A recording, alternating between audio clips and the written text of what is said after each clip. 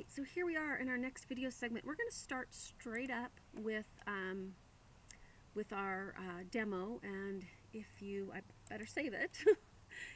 So last time we inserted a new map, we added a few layers to it, we messed around the coordinate systems just a little bit so we'd be ready to edit, and now we've got this ugly stretched east to west map, but at least we've got the coordinate system of our tailed frog points, and we've got our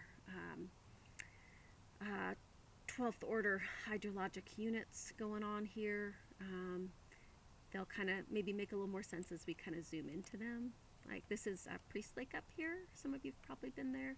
What you can see here is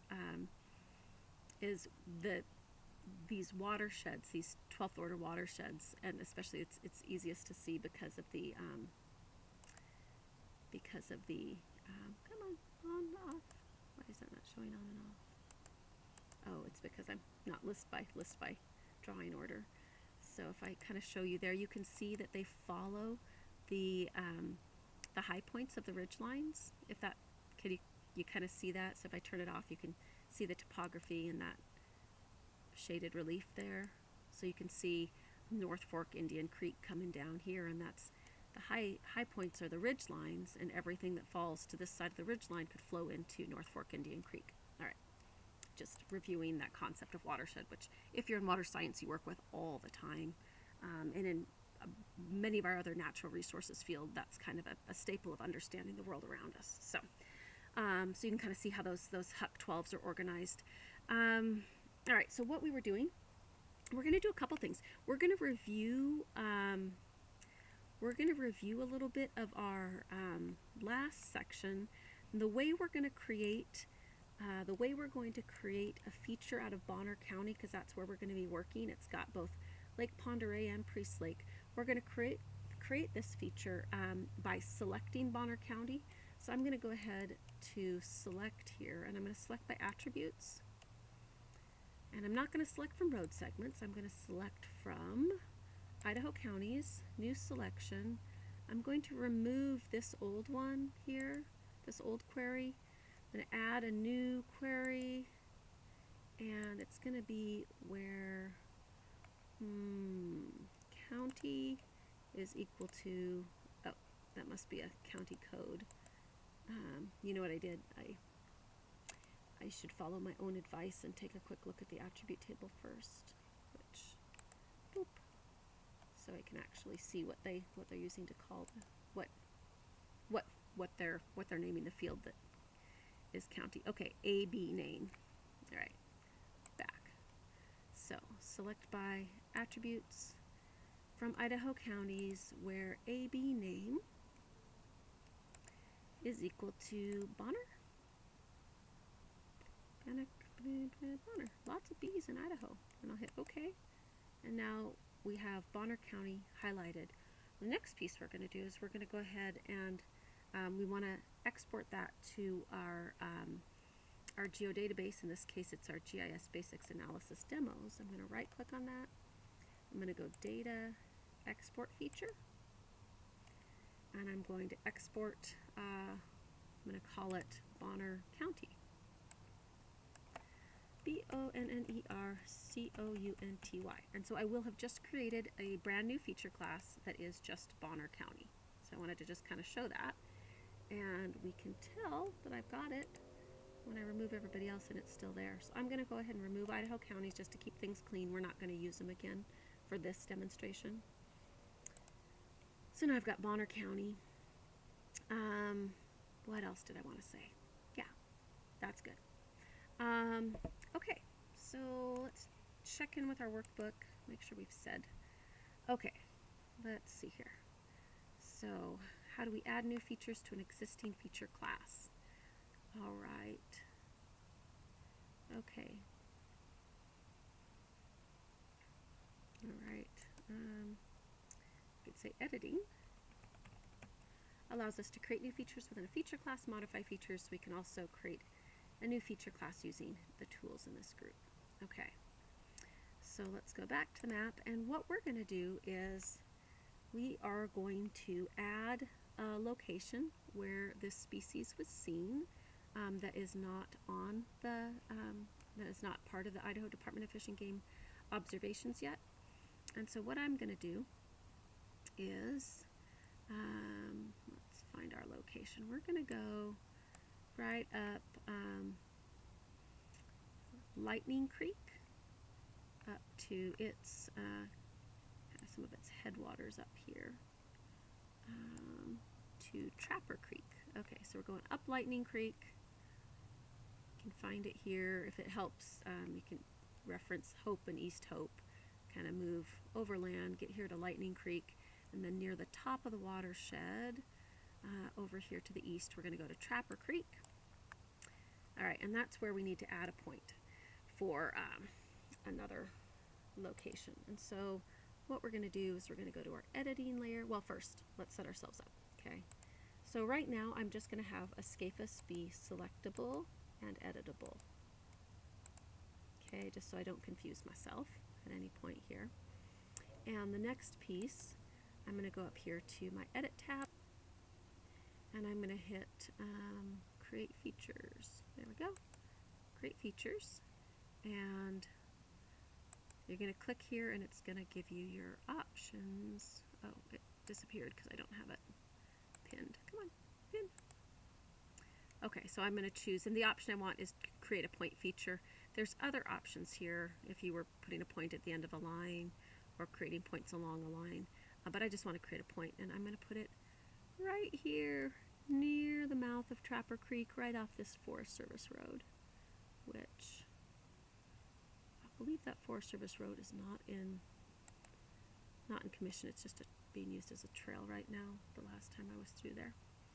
Okay, so now we've got our new point. So we just created something, and whenever we create something, we have to save it, and that's called saving your edits. If you don't save it, nothing else works in GIS. Like other tools will just say we can't work and they'll freeze up. That's because you always have to save your edits. So we save our edits, and we can tell it not to show this dialog box again if dialog boxes bother us, but if we like to have dialog boxes, then don't. Now that they're saved, now any place else I click, I'm going to add another point. I don't want to do that, so I need to just switch tools. I'm no longer in those, and I need to clear my selection. But there, it's still there. And in fact, if I wanted to select it again, I could go to Map. I could hit Select, right? I could select it again. Now I'm not in danger of accidentally editing anything else or adding another point. It's great to have that point there, right? But that's not really enough, because if I right-click here and I look at my attribute table, all of these locations have attributes for them that were fed in there by Idaho Department of Fish and Game, and my one selected point that I just created doesn't have anything. And so if you create a new feature within a feature class, you need to add its data. And for this point, because it hasn't gone through Idaho Department of Fish and Game, we're just going to have to use some of their codes. It doesn't have a number ID yet, so we're going to go NA. I'm not sure if it'll accept that. It's going to give me null still. Okay. Taxon ID. Let's just do another quick check back at the rest of them. Okay, so the taxon ID should be 18709. So we'll go back to this one we have selected. 18709. Observation method. And let's kind of make sure that we match up with it. Okay, so these were, we didn't get a sample, but they were in hand. So we'll go back to the selected one.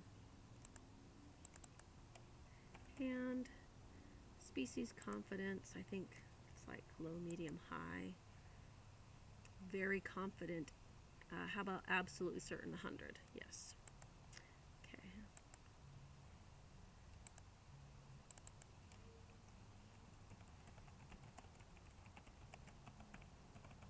Okay. And then species confidence. Oh, huh, I must have absolutely certain 100. Okay, now if I click out of it, is this going to stay?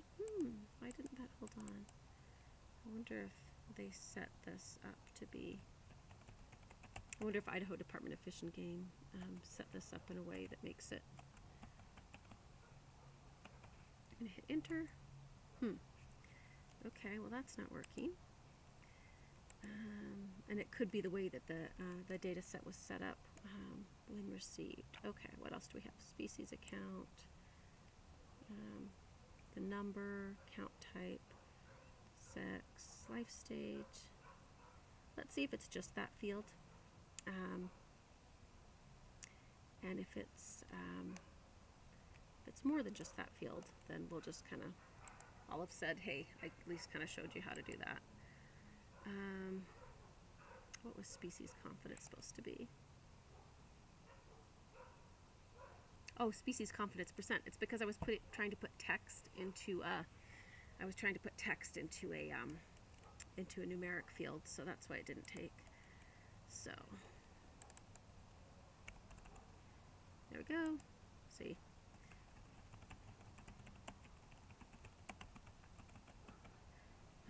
Okay, great. I just had to have the right field matched up, the right type of data. Species account, I think, is still going to be null. Yeah, count was 1.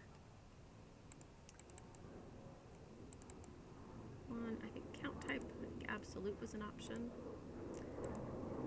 Yes, okay.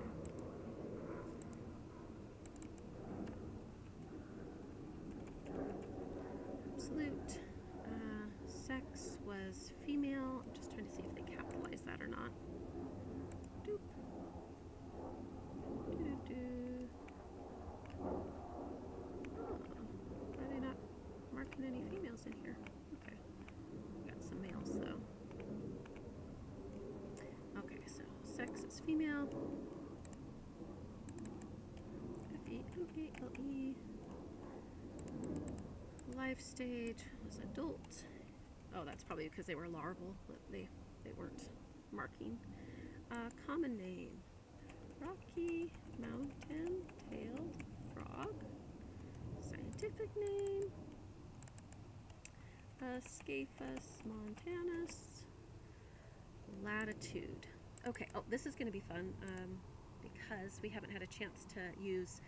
I will use it again in a little bit again in this demonstration, but let's just go ahead and show you now, just kind of naturally as we're working through things. I need the latitude and longitude for this point that I just put on there. I mean, I could hold my mouse over it and type it in, right? But there's actually an easier way. If I right click here and I choose calculate geometry, that's just right clicking in the heading.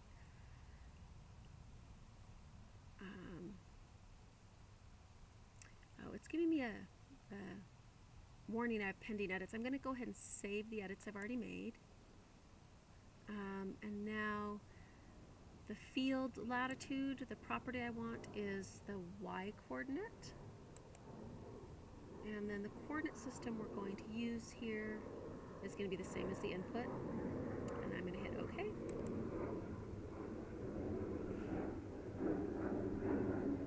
And I get my latitude, and now I'm going to right click, calculate geometry. So this works for our points. And I'm going to get myself longitude, which is going to be my x coordinate. I'm going to use the same coordinate system as my input. Okay there. All right, so moving right along, filling in our attributes. Location, precision, and meters. Are they all listed as, well, I mean, I was there right at the creek, so let's say 10.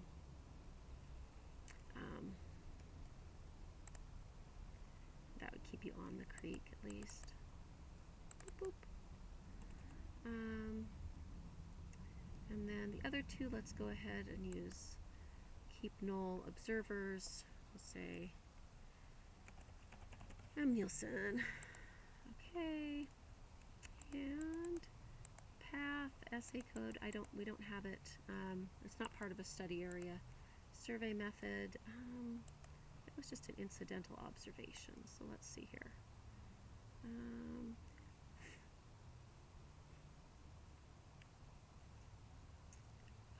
Idaho Department of Fish and Game is so good. Okay, incidental observation, that works.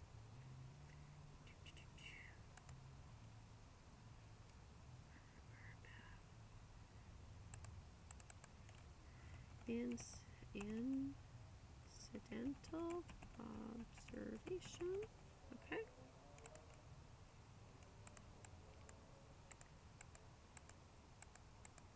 Alright, what else? It's not in a museum. Habitat description. Well, it was bouldery. Person confidence. Oh, person confidence percent. Biologist, researcher, taxa expert. I am, in fact, a taxa expert, so let's see if we can copy that in for that particular taxa anyhow. Okay, so I think they gave biologists 80%, taxa experts 80% confidence, right? The species is, you're not going to mistake it for anything else if you know what you're dealing with. What's the echelon? Species, okay.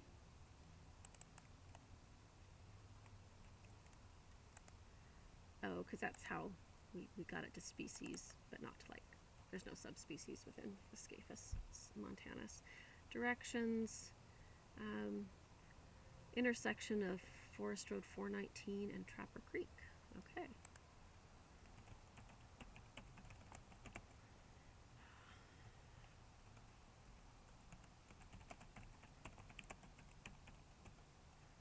Okay. And specimen number, none of that. Museum, habitat description. What are they using for habitat description? None provided. Stream side. I'm going to say culvert. Mouth of culvert. Okay.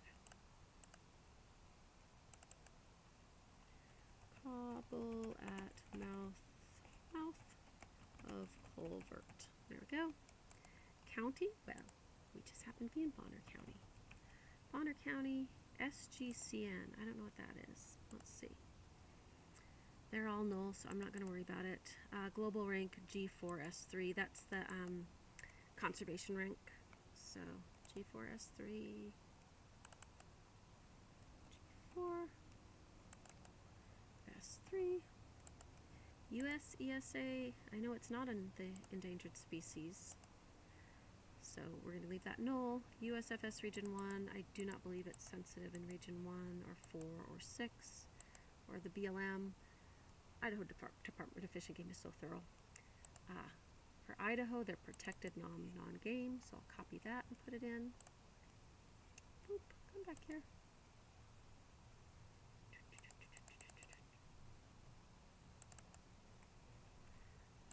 What else do we have? So, amphibian, amphibia, Ascaphidae. Okay, amphibian, amphibia, Ascaphidae.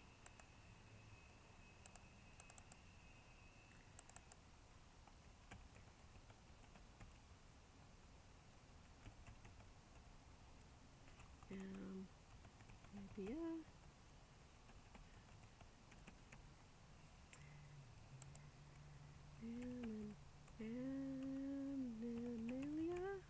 Mammalia. Alright, moving right along. Order Anura, phylum Craniata.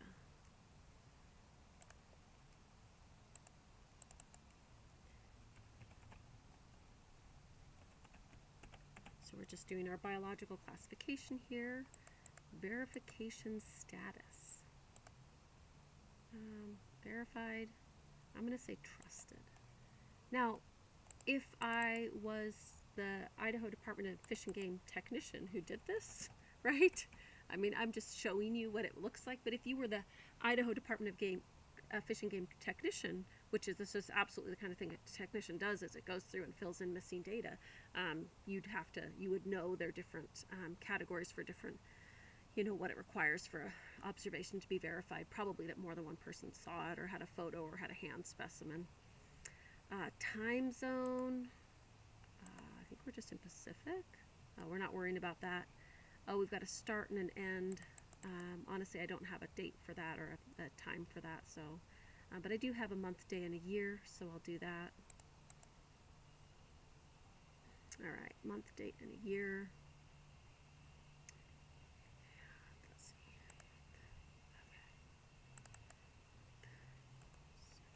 Okay. Or were they doing just 7? 7, okay. Day, That was the 15th of July, and the year was. Okay, so we just added that. Date, precision, seconds. It seems like everybody's just using the same one here. Oh, goodness. Let's see here. Month, date, year, date, precision, seconds, date, notes. Okay, so what did they have? Way back to here. Look at all the patience you can earn working in GIS. All right.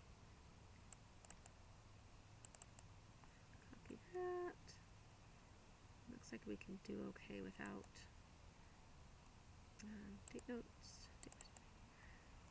Date notes. How about source agency, Spokane Community College? Yeah, that's us. Let's see. Sensitive external URL identifier. What do we need to enter there? Sensitive external URL. Okay, so those don't seem to be mandatory. We're not going to have URLs. Data source name. I wonder what else they've got here. Basic observation table. Let's see if we can see that a little bit farther. Pull that out. Okay, so this is their basic. Actually, maybe you want to know this. If you encounter something in Idaho, you can enter a basic observation for it. I've done it before with like goshawks and stuff. So IDF&G has to really identify, has to give something its URL. So yeah. So we're not going to worry about the rest of that. Good job, us. All right, but what we have to do is we have to save our edits that we just made to the table. So save. And now we've got most of the fields for that new observation that we entered. And yeah, so we can see it along with everybody else, and we can even clear the selection. But we know this one on Trapper Creek, near its confluence with Lightning Creek, where the road crosses, was ours. All right, so we just created a new feature. That took a little bit of time. How'd that feel? All right, so what do we need to say? Steps to add a new feature to a feature class. Add the feature class to your map. We did that. Choose Create in the Editing Tools group. In the Create Features pane, click on the layer you want to add a feature to. If you have multiple layers that are editable, you're going to have to choose which one you want to edit in. We just made it. We just set things up so that only our Escapist layer was editable. So next step, choose from the tools available for creating that type of feature. For us, we wanted to just put a point out there. We could have put a point at the end of a line or points along a line. We clicked around to make that feature, and then we double-clicked when we're done. Double-click when you're done. So we just did that. We saved our edits a few times. We opened the attribute table and double-clicked any cell to add text. We did that a bunch of times. And we actually used Calculate Geometry. Since it's a tool, I've been capitalizing those. So we used Calculate Geometry to add spatial information, and then we saved our edits. Each feature you create will show up as a new row in the attributes table. You guys saw that, and you get to fill in the attributes. Then we saved our edits again. All right. You may need to edit the metadata for a feature class if you add or modify features within it. We are going to actually work on that just a little bit later in this section. And then most tools in ArcGIS Pro will stop working if you have not saved your edits. I just want to save you time and headache. If something's not working, check real quick to make sure you've saved your edits, because a lot of times you've just been jamming on stuff and you forgot to save your edits. Okay, so then I just kind of showed how you can click in here to modify your attribute table. So I think that's good for this demonstration, for this part of it, and we'll move on to fixing existing features in a few moments.